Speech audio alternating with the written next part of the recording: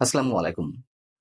দর্শক, আমাদের প্রধান উপদেষ্টা অধ্যাপক ডক্টর মোহাম্মদ ইউনুস আর্থনা সামিট 2025 উপলক্ষে 4 দিনের সফরে কাতার গেছেন। তার এই সফরের কোনো বিষয় নিয়ে এর মধ্যে যথেষ্ট সমালোচনা জন্ম দিয়েছে।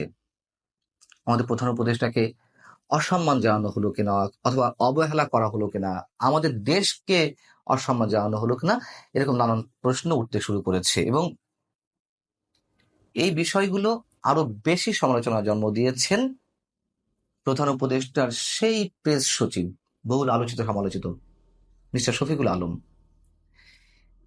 তিনি তার ফেসবুক পোস্টে সবসময় যা করেন, আগ বাড়িয়ে অতিমাত্রায় কথা বলতে গিয়ে এগুলো মানুষের চোখে পড়েছে আরো বেশি। যেমন তাকে, আমাদের প্রধান উপদেষ্টাকে আসলেই লাল গালিচার সম্বর্ধনা দেওয়া হয়েছে কিনা, আমাদের প্রধান উপদেষ্টার পেছনে কেন বাংলাদেশের পতাকা রইল না, এবং এই সংক্রান্ত একটি ছবি ভাইরাল হয়েছে সামাজিক যোগাযোগ মাধ্যমে। আমার চোখেও পড়েছে, প্রথমে একটু খটকা লাগলো, না এটি কোনো এডিটেড ছবি কিনা।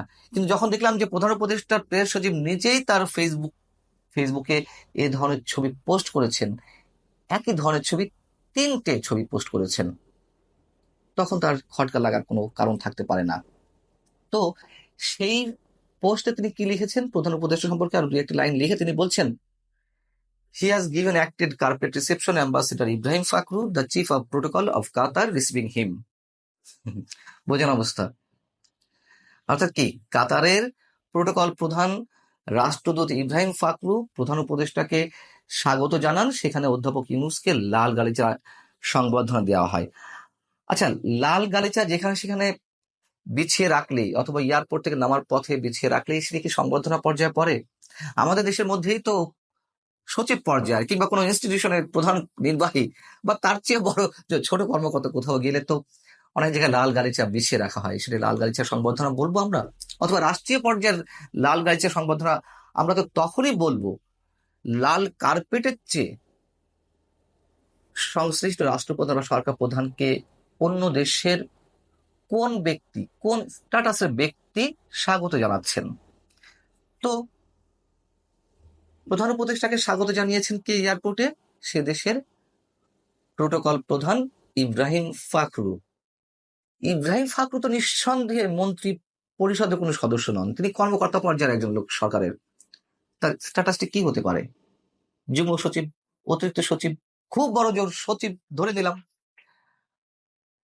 কোন রাষ্ট্রের সরকার প্রধান বা রাষ্ট্রপ্রধান যদি অন্য কোনো রাষ্ট্রে যায় সফরে, সেখানে বিমানবন্দরে কি সচিব পর্যায়ের কোন ব্যক্তি তাকে স্বাগত জানান? তাকে তো মিনিমাম মন্ত্রী পরিষদের একেবারে কনিষ্ঠ সদস্য বা প্রতিমন্ত্রী কোনো ব্যক্তিকে স্বাগত জানাতে হয়। তো সচিব পর্যায়ের কোনো ব্যক্তি কেন আমাদের প্রধান উপদেষ্টাকে রিসিভ করবেন? এর মধ্যে দিয়ে আমাদের প্রধান উপদেষ্টার প্রতি কোনো প্রকার অসৌজন্যতা প্রকাশ পেল নাকি অবহেলা প্রকাশ পেল আমরা জানি না। তবে হ্যাঁ, কিছু রাষ্ট্র আছে, যেমন যুক্তরাজ্য, তারা তাদের মতো করে বিদেশি অতিথিদেরকে প্রোটোকল দেয়। বাংলাদেশের মতো রাষ্ট্রের সরকার প্রধানদের তারা সচিব পর্যায়ের কোনো ব্যক্তিকে দিয়ে রিসিভ করেন, এটি আমরা জানি। কিন্তু কাতার আর বাংলাদেশের স্ট্যাটাস তো আকাশ পাতাল কোনো পার্থক্য নয়। এখন আর্টনা সামিট কি? আর্টনা সামিট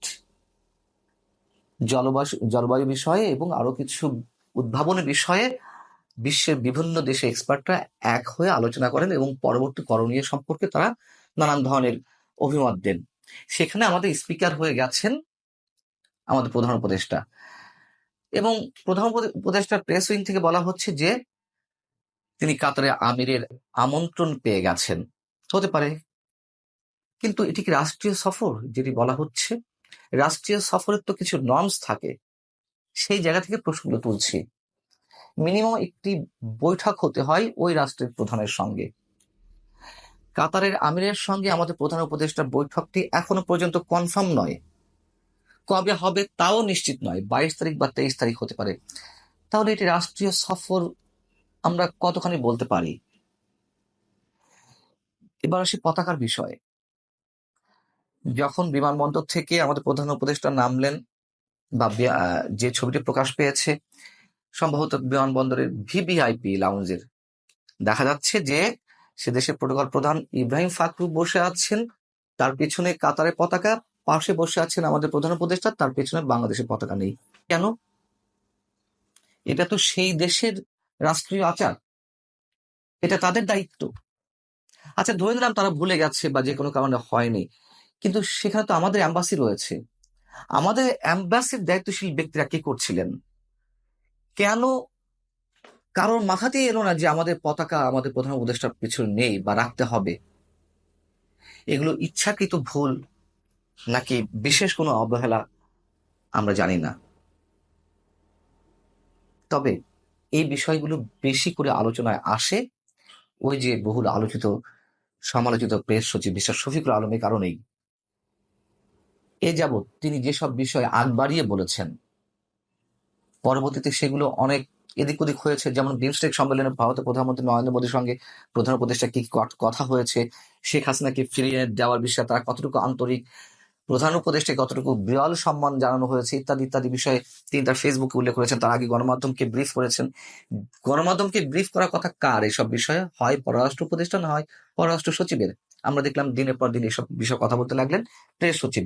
ইভেন তার ফেসবুক স্ট্যাটাসে এগুলো তুলে ধরলেন, যার ফলশ্রুতিতে কি হলো, ভারতের বিভিন্ন গণমাধ্যমে সে দেশের কূটনৈতিক সূত্রে বরাত দিয়ে নেগেটিভ রিয়াকশন তুলে ধরা হলো।